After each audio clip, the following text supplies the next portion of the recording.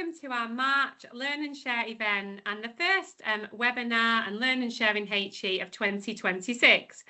I'm Jane Tidswell, HE Director at People Insight, and I'm absolutely delighted to be joined by Ilona, Head of HR at the University of Sunderland in London, and my colleague Suzanne. Yes, Natalie, it will be recorded for sure. Suzanne is our HE engagement lead here at People Insight. So before we get started, it's just worth acknowledging why this topic matters so much right now. And across the HE sector, we know that there's a huge feeling of the pressure of increasing workloads, growing recruitment, retention challenges, as well as the expectations of hybrid and flexible working, and the ongoing focus on well-being and staff experience. So today is very much about sharing what's working, what's possible.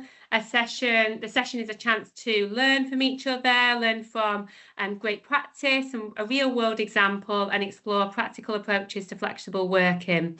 We're really thrilled to see so many people joining today, so thank you very much from across the sector. We hope you find it really valuable and inspiring.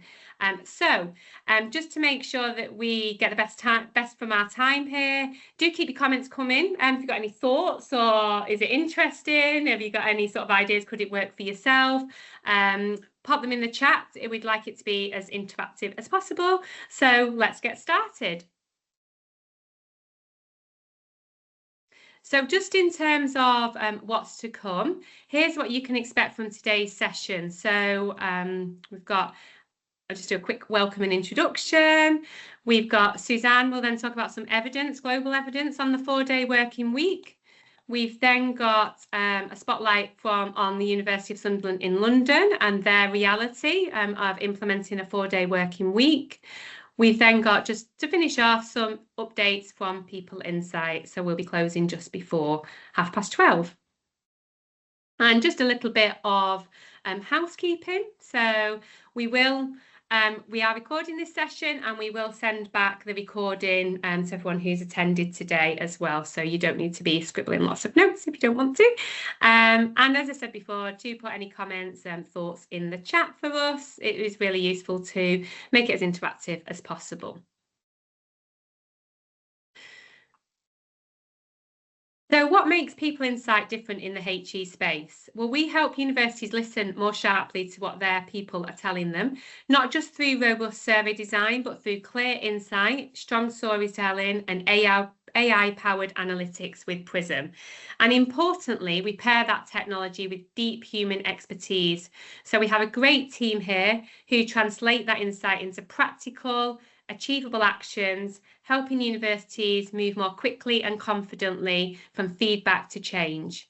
So it's this combination of the sharper listening and smarter action that supports institutions to build cultures where people feel heard, leaders feel equipped, and performance can thrive.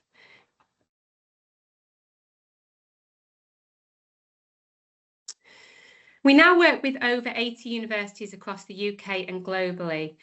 What's really striking is that institutions are at very different stages of their listening journey, and that's absolutely fine. So we have some organisations who are quite mature in terms of their staff listening strategy and the implementation of it, and others who are just getting started. And there's no right or wrong way, it's all part of the journey and the learnings as we go through the process.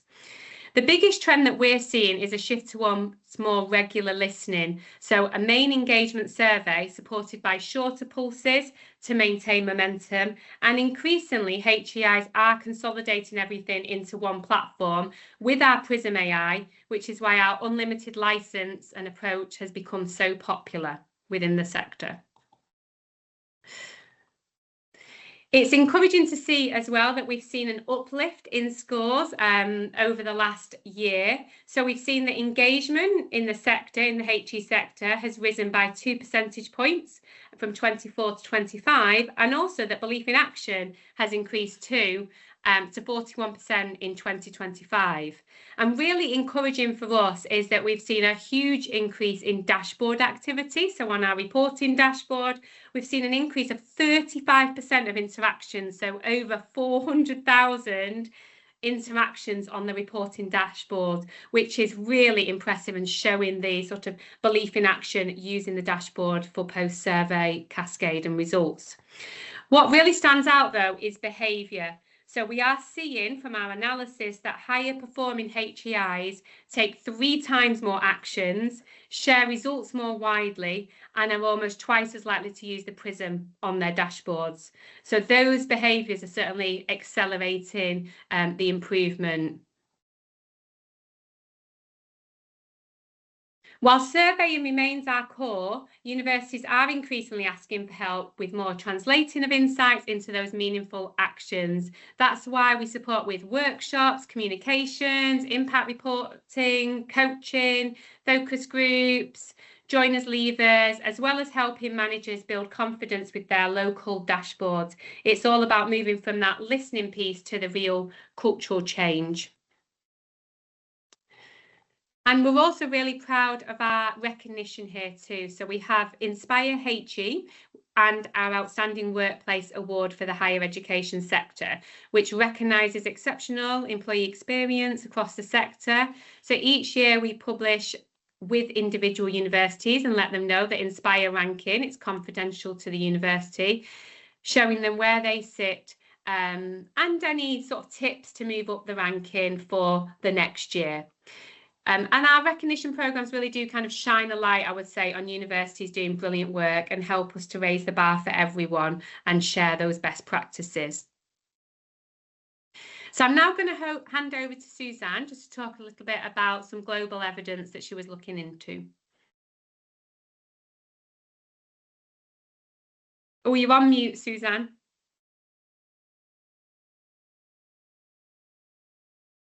Oh, that's a rookie error. Thank you, Jane. Yes, I'll say that again. Good morning, everyone.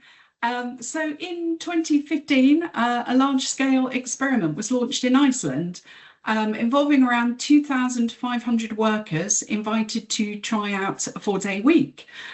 Following positive feedback and data, it then gathered pace, and around 2019, the reduction in working hours was formalised and extended. Today, although it is not a universal law set in stone, an overwhelming majority, so nearly 90% of Iceland's working population, now work less hours, often around 35 to 36 hours a week. So this far-reaching transformation was not brought about by a single government decree, but through collective bargaining of trade union agreements.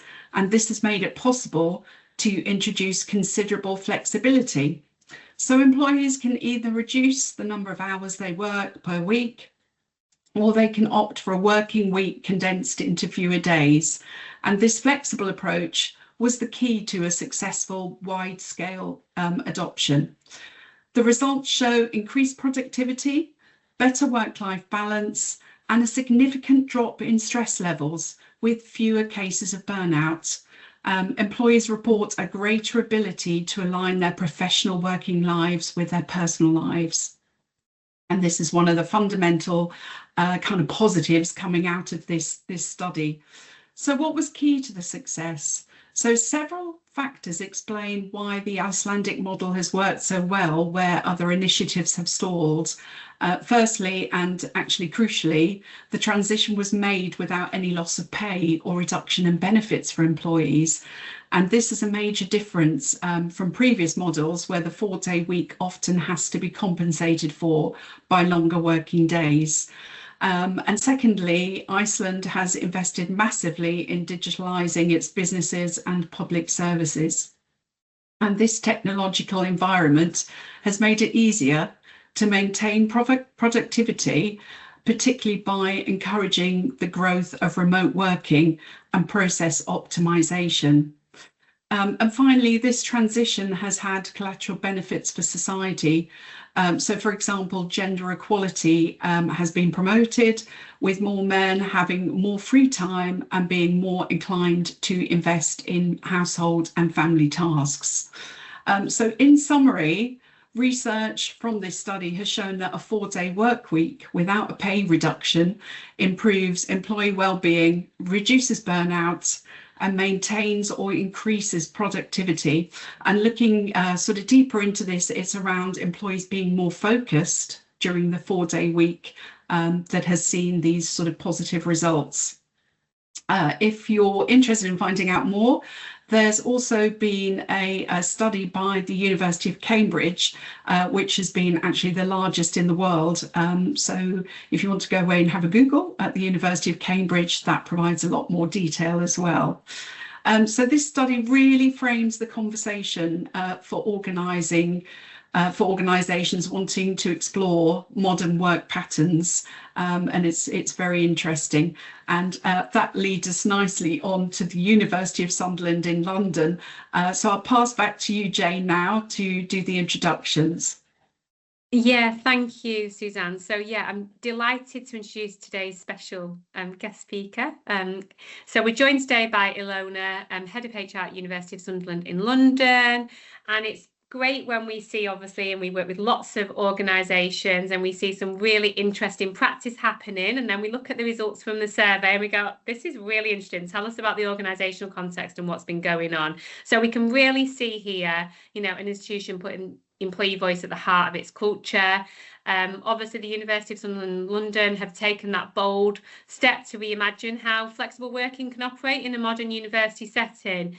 So their 4-day working week journey is, you know, pretty innovative, I'd say. It's kind of grounded in lots of evidence, shaped by staff feedback along the way. And you can see, hopefully, as we go through the session now, you know, some real meaningful impact.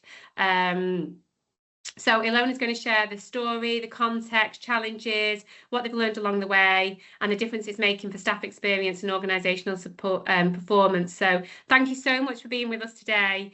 And yeah, over to you if you want to take control. Thank you very much, Jane. Can you hear me okay? Yeah. Just check. So my name is Ilona Lewicka. I'm a head of HR at the University of Sunderland in London. And if you've never heard about us, I will tell you who we are very shortly. I'm going to start first with saying that I'm really nervous. That's my first webinar, but equally, I'm really grateful to Jane and Suzanne to reach out and to ask me to talk to you about our journey with staff survey and 4-day week. So I'm really excited to be here, and thank you for listening to me in advance. So just a little bit about us, because I think it's important to know who we are, to understand our context. We are a satellite campus of the University of Sunderland up north, and we were established in 2012. So our 15th anniversary is coming up quite quickly. We are widening participation university, and we are a university that focuses on teaching. Our subjects, our programs are around business and health. So, for example, nursing, health and social care, public health, tourism, business, UG and PG.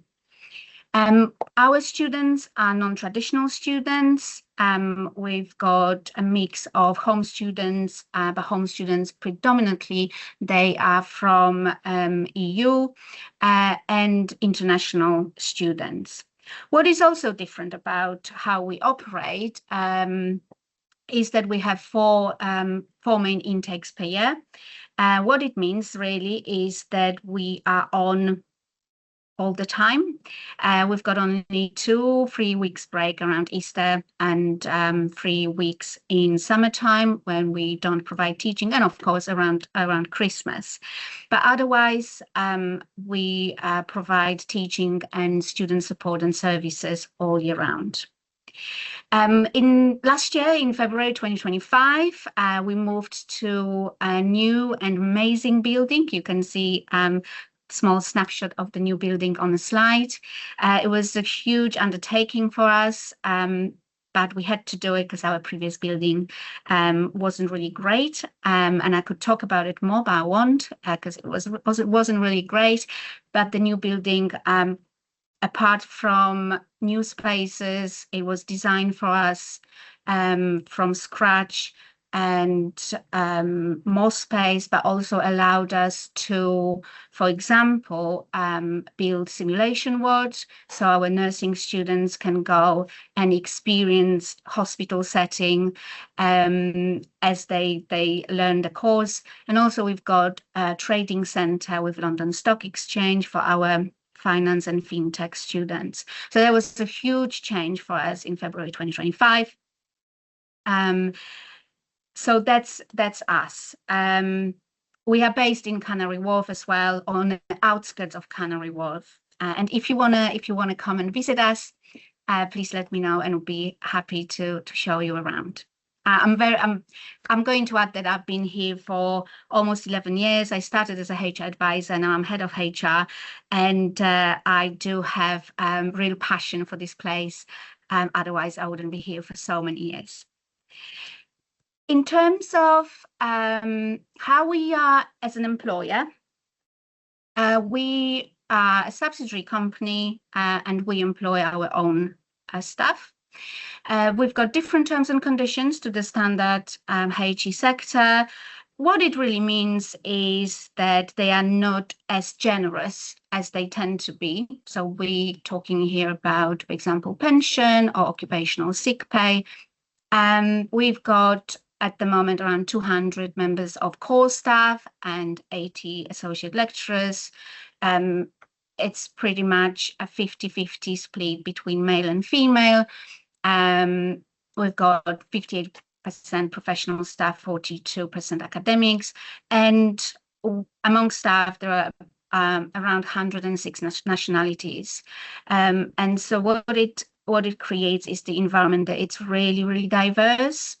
And very interesting to work with and to be here. We have one recognized trade union, that's UCU, University College Unions, and to balance professional academic representation, we created support staff reps. They're not unionized, but we meet with UCU and support staff reps twice a year in staff consultation committee to consult, discuss, and also to engage and involve both sides of our workforce.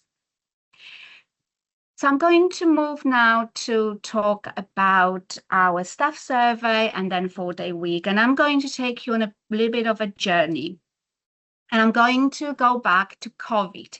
And I know that no one wants to go back there, right? We want to forget about what happened there. But but for us, that's the beginning of the 4-day week. So I wanna explain how the idea came about. In 2023, we decided to do our staff survey for the first time with people inside. And the reason for it was to formally and to, in a very structured way, ask our staff for feedback, because things were happening that were concerning. And going back a few years back to COVID, when we went into working from home, our position from the senior management was that when the COVID is gone, because we were always hopeful that it would end, we will need to go back to working in the office. And the reason for it was were our students.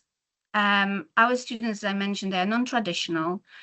We are widening participation institution. And what it means is that our students require more support than traditional students. They don't, and definitely at the time, they didn't cope well with studying online. They needed a lot of IT support, digital support, and it was very difficult to deliver at the level they deserve and needed online. And so we were determined that we need to return to working in the office, while students obviously coming back to being on site and being taught on site as well.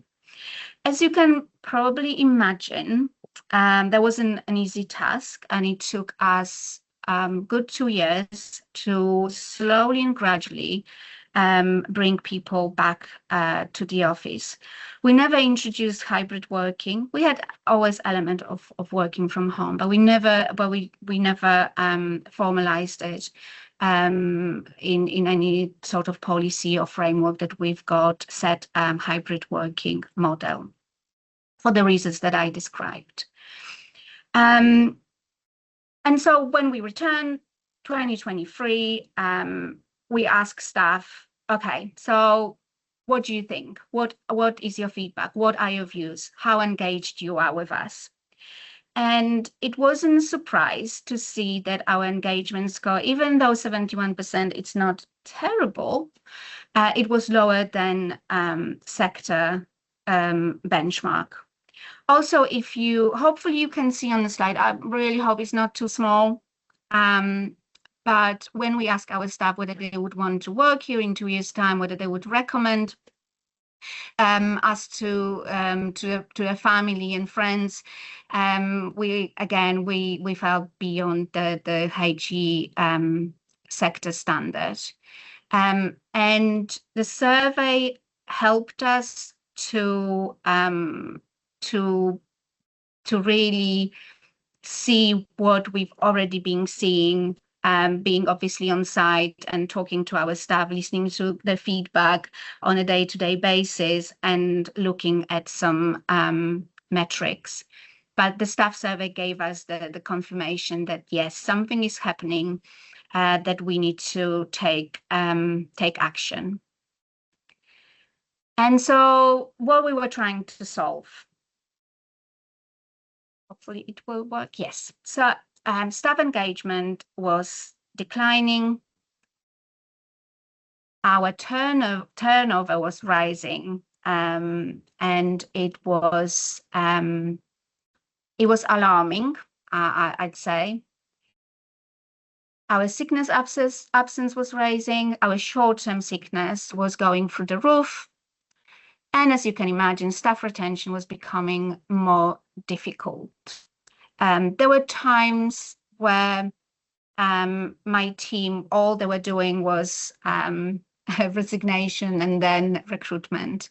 It was existing in a market in London, a very competitive market with so many other universities, all of them offering hybrid working.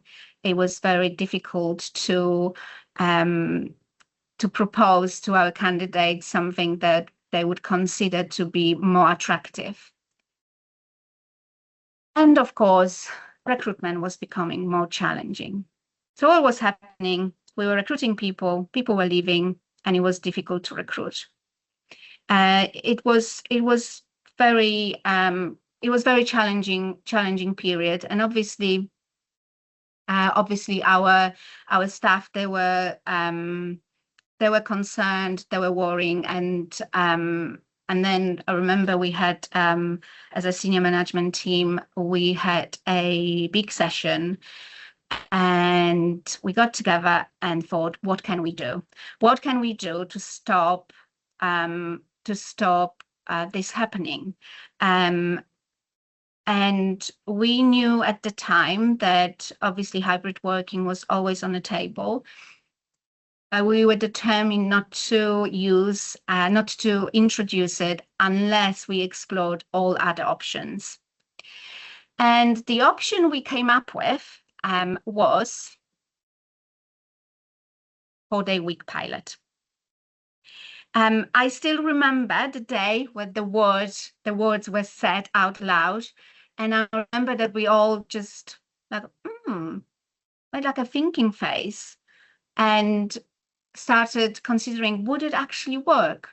So obviously we did a lot of background work, and we were asked to explore quietly initially whether 4-day week would work in particular areas, so for student support, but obviously teaching, and for all other operational functions.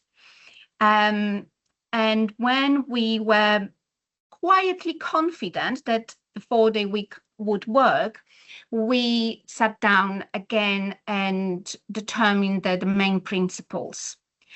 And I think that the first principle, that students are not affected, was the overriding. It was the most important point, that any consideration of 4-day week always went back to. So students were not affected, meaning that if we were to introduce 4-day week, they would not know that it is 4-day week. They would not be affected. There would be, it doesn't matter we work 4, 5, 6, or 7 days, they would receive the same level and quality of support. They would receive the same quality of teaching. And other principles, as you can see on the slides, were that we remain open Monday to Friday. What it means is that we set up a 4-day week, as non-working day would be between Monday and Friday. So we didn't decide we close on Monday or we close on Friday to give ourselves longer weekend. And how it operates now is that our staff have different non-working day across the week, so we can remain open Monday to Friday.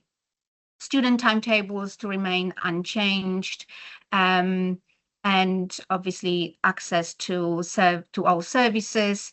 And then operationally, we reduced our working hours from 35 to 32, and our salaries remain unchanged.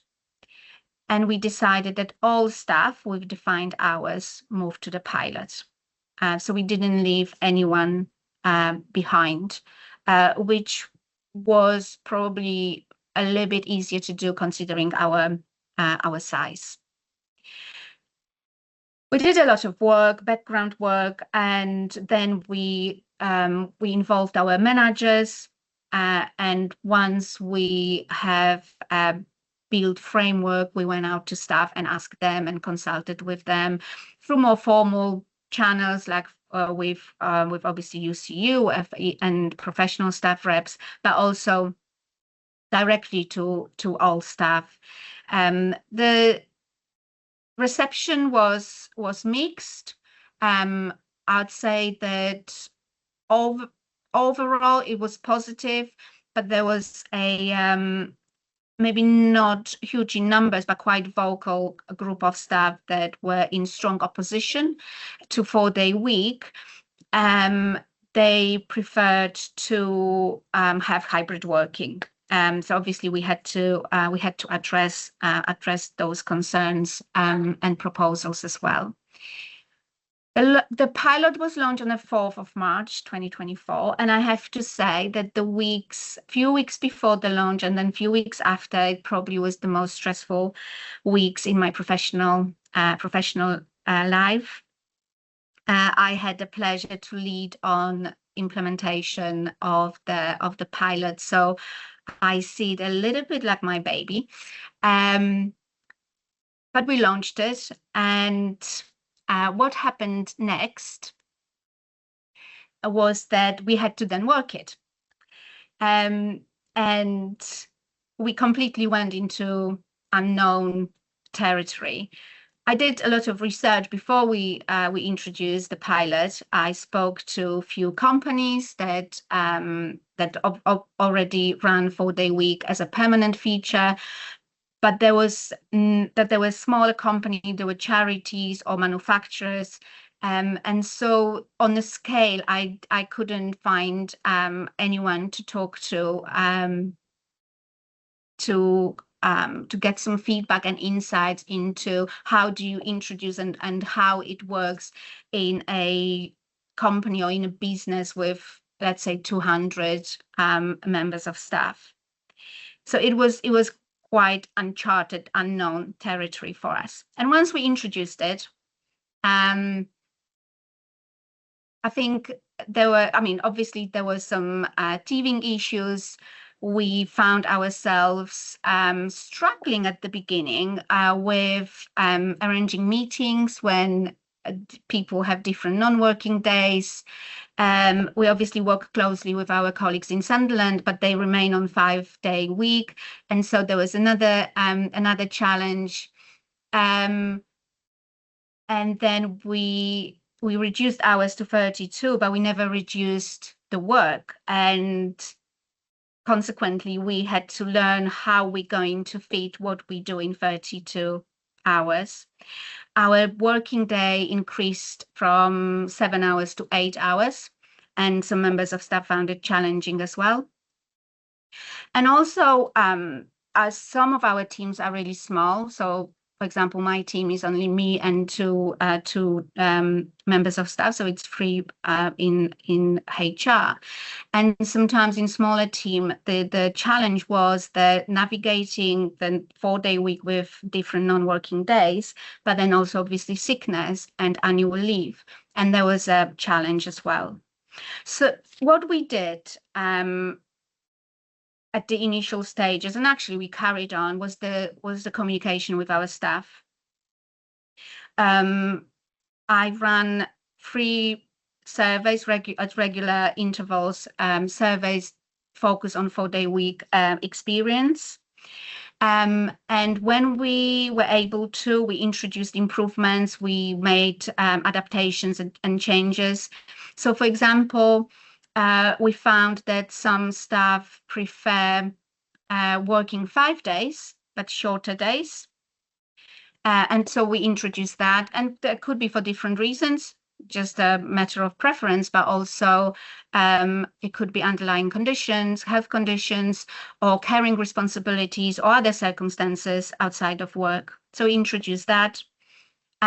We constantly encourage feedback, because it was important to us to know whether it works for our staff, but then also whether it works for our students. And so the feedback was very important, because that's how we also measured and evaluate, and we're measuring and evaluating the impact of 4-day week on our staff and on our students. And so over time, we as a community, we liked the 4-day week more and more. From my personal perspective, I think the most baffling thing I found is that my non-working day is Friday. I literally didn't know what to do with myself, and it took me a good few weeks to, maybe a few months to settle into a new routine, a new way of working. I was literally lost. And trust me, I didn't want to do chores on Friday.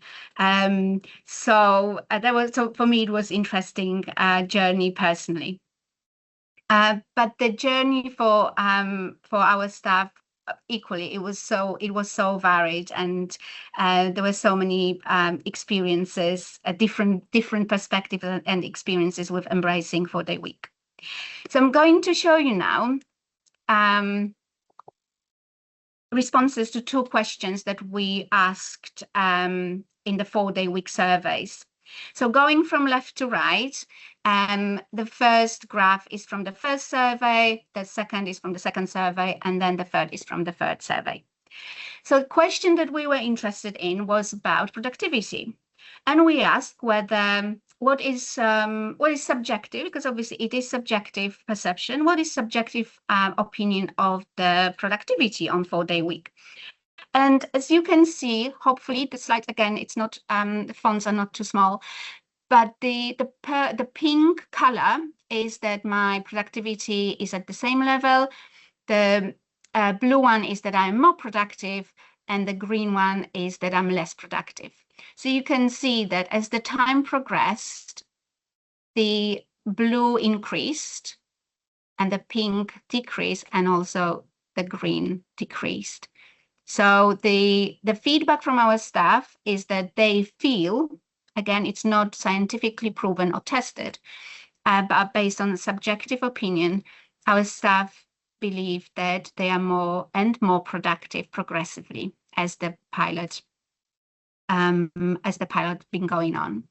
And the second question I want to show is we ask whether you would like the 4-day week pilot to continue. And probably I should have mentioned earlier that we introduced pilot only for 2024, so from March to the end of December. We were very cautious. We didn't want to overcommit without having evidence that it works, that it doesn't affect our students and it works for our staff. And the pilot was only for 1 year, and then we extended it for another year, and now we are in the 3rd year as a pilot. So going back to the question whether they would like for the pilot to continue, blue color is yes and pink color is no. And again, you can see that as the time passed, there was more and more enthusiasm about 4-day week, rather than people that they would prefer not to continue with their 4-day week. And you may ask, so what's better than 4-day week? The feedback is that it's about working from home. So there is still a small number of our employees thinking that 4-day week, that working from home would be better than 4-day week. And in the last staff survey, the feedback is it's not huge in numbers, but there is feedback that we should now introduce working from home as well on top of the 4-day week. Now we are back to the recent time. So we journeyed from COVID through staff survey 2023, and now we are in staff survey 2025.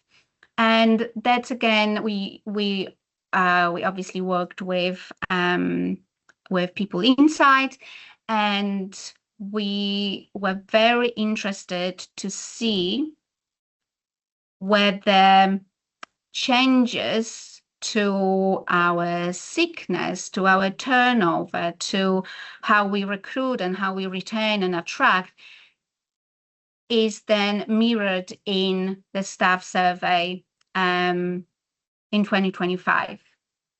And you can hopefully see from the slide that our engagement score increased by 9 points, and we're comparing with a staff survey from 2023. So engagement score 81%, 9 points increased. I think, I know that I'm very subjective here, but I think it's a really good result. And then equally with the questions that we asked previously, so whether I want to work here in 2 years' time, whether I want to recommend, whether I'm proud to work for the university, they all hugely increased. And so that's our staff survey, but also in the background, we improved on turnover, so turnover reduced by 5.2%. Our sickness absence decreased as well, and to date we saved £72,000. And when it comes to recruitment, the quality of applicants hugely improved. We are able to fill vacancies faster, but also because turnover is dropping and we recruit and we retain our staff, which for us it's really it's amazing, because that allows us to support our students, to teach our students, and to continue being successful business.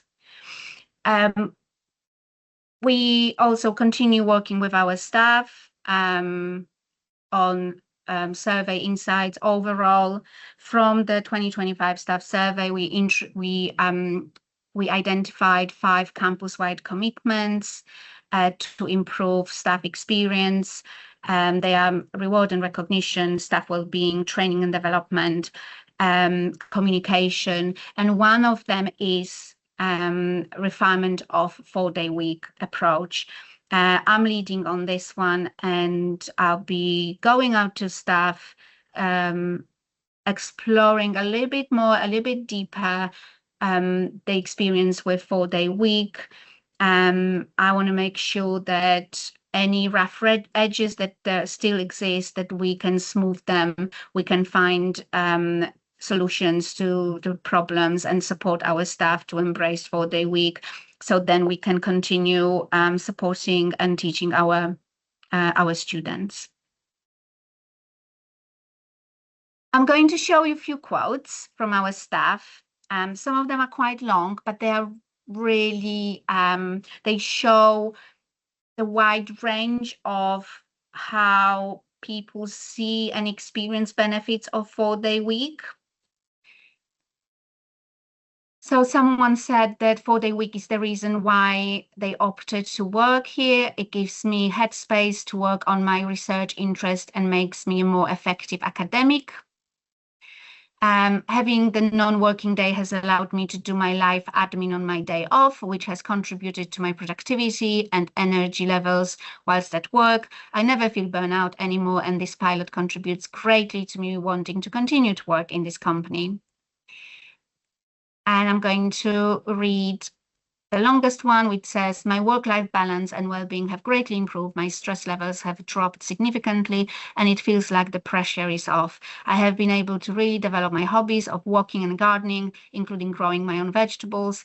I'm able to make plans to exercise, get out in the countryside, or visit a formal garden, etc., without the guilt of eating into family time. I'm less distracted at work because I have the space to take care of life admin on my days off. I eat better and have really cut back on junk food because I have more time to properly shop and meal prep, but also because I'm less stressed and turning to food as an outlet. As a direct result of all of this, I have lost over 1.5 stone since the pilot began. And the last one, time to do the ironing. I love that. It's not me. I hate ironing, so I wouldn't spend my non-working day on this activity. But there is someone who decided to dedicate 4-day week non-working day to ironing, and so hopefully it can give you a flavor of in how many different ways 4-day week or actually the additional non-working day on the same salary on less hours can impact us at work. Obviously, they are all positive quotes. I mentioned already that there's a group of staff that they still would prefer to work 35 hours, but working from home. For us, working from home is still not an option we would consider unless we would have to. And that's probably my main reflection on the pilot, apart from statements on the slide, is that, and it's worth considering, is that the solution we found to the problem, the 4-day week, was very much aligned with our culture and how we work. We are about being innovative, about finding solution outside of the box, outside of the standard, and most of all, putting students first. So as much as the decision to introduce 4-day week was obviously driven by the reality we found ourselves after COVID. And we knew that our staff is getting more and more disengaged or unhappy, that they want to leave or they're actually actively leaving and we can't recruit. And there was definitely a driving force behind the decision. However, I'm going to be very clear about the fact that if the 4-day week would not work for our students, we wouldn't extend the pilot. Because I realize that it sounds maybe a little bit like cliche, but it's truly the driving force behind our decisions is the student. It's the students first, whether it will benefit them, whether it affect them, and how it would affect them. And so that's why my reflection is that's why the 4-day week worked, because it aligned with our culture, and it had no, or it has not to date, any detrimental effect on our students. So Ilona, thank you so much. I'm just wanting to say, I think we're nearly at past, and this is absolutely amazing what you've shared today. So thank you so much. I'm conscious that people might start dropping out, so we can we'll carry on for another couple of minutes just to finish off and maybe take just a couple of minutes of questions. But if people do need to drop off, we will send the recording afterwards. So possibly if we take a couple of questions for you, of course, if you've got, yeah, is that okay? So I can see the ladies from Surrey have asked a few questions in there. So if there is anything you wanted to just ask, I think Catherine asked, do your teaching staff have set contracted hours of 32 hours? Do they? Sorry, can you repeat? Our staff has set contracted hours of, yes. So we are all on 32 hours per week, yeah. And they're all on. I confirmed with Alison that everyone's on site for the 4 days, and so everyone has to come into the office. Yes, we are all in the office. We do have working from home, so it's not like, you know, we work from home, but it's not regular. And so, for example, if we've got a strike, if we've got a tube strike, right, or 2 millimeters of snow or a bit of leaves and on train tracks, and then then we all pivot to online and we work from home, and people work from home now and again if there is a business need or sometimes personal need, but we are all on site, yes, 4 days per week, yeah. And have you noticed any differences in any of your other performance metrics? So student satisfaction, recruitment, is that all sort of maintained, or? Yeah, so in terms of student metrics, our 4-day week is not part of the proposition that we put in front of our students, but in terms of teams that recruit and teams that admit students and enroll, that there was no detrimental impact on operations. So actually we had to put additional intake on because we had additional students that were recruited, and we were able to do these extra activities, additional activities on a 4-day week. But then again, for me, it comes back to the culture of how we work, which is, I think that we like working hard, and we are a community that says yes to almost everything, and then we think how we're going to do it. We don't start with no. We just said, yep, okay, we work it out. Yeah. Oh, thank you. Okay, and presumably things like your any NSS scores, National Student Satisfaction scores, etc., have stayed consistent.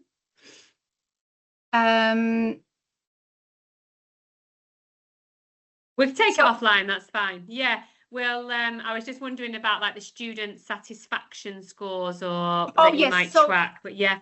Yeah, so our NSS never been better. Part of it is we obviously moved to a new building, and our students have so much better experience in the building, like a physical experience. But our NSS score has been never higher. So yeah, they thank you. I know. Really so Rachel asked that. Yeah, thank you. Okay, so just to really finish off really quickly, and as I said, if people need to go, Leona, thank you so much for the session today, honestly, and for sharing so much. I think, it's made me think on my 4-day working week how I do spend my day. It's just, I wonder how people in the audience would spend their day and what they would do with that extra day. It seems some people are incredibly efficient and on a weight loss journey and everything, so it sounds amazing. But I just wanted to focus on for a few minutes just to say, we do have our HE community. It continues to grow. It's a really important space for us to connect. Hopefully, you found that today. If you did want to be part of our community and you're not already, just let me or Suzanne know. I'm very happy to sort of bring you on and support you as we sort of develop our HE community. We've got a number of things on there that we're doing at the moment, and we'll be sharing lots of updates as well. we are going to plant a tree for your attendance today. We work with Eden Reforestation. We've donated lots of trees last year, and we'll donate a tree for everyone who's attended today. So thank you so much. We're helping the environment as well as learning and sharing best practices. And, you know, if today's session has sparked ideas or questions, if you do want to connect with Ilona and any of us, then do let us know. And we've just got our next event, which we've advertised here, which is it's Tuesday, the 2nd of June at the University of London. We're taking bookings now. Yeah, great opportunity to hear from some of our other universities and, you know, network with colleagues. So if you would like to join us, we'll put a link in the chat and send some information out around that too. So thank you. I'm going to end now. I know we're 5 minutes over. Thank you for those who've stayed on. Really appreciate it. Thank you for being part of the session today. Thank you so much to our guest speaker. You were amazing. And I know you were a little bit nervous initially, but honestly, you were just fabulous. So thank you so much. Thank you. We're looking forward to continue the conversation. Have a great rest of your Thursday, everyone, and hopefully we'll hear or see from you soon. Take care for now. Bye bye. Thank you very much. Thank you. Thanks. Bye.